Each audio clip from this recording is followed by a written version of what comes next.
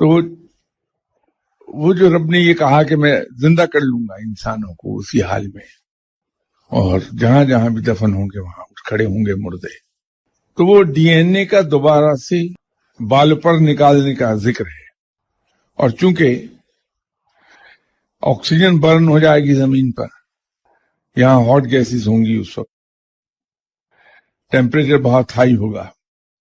اور تمام چیزیں الٹ پلٹ ہو چکی ہوں گی، تو گمان غالب یہ ہے کہ اس وقت یہ جو ایٹماسفیئرک چینج آئے گی، اس چینج سے کلوننگ کا پروسیس بہت تیزی کے ساتھ جاری ہو جائے گا۔ اور وہ مرحلہ جو سائنسدان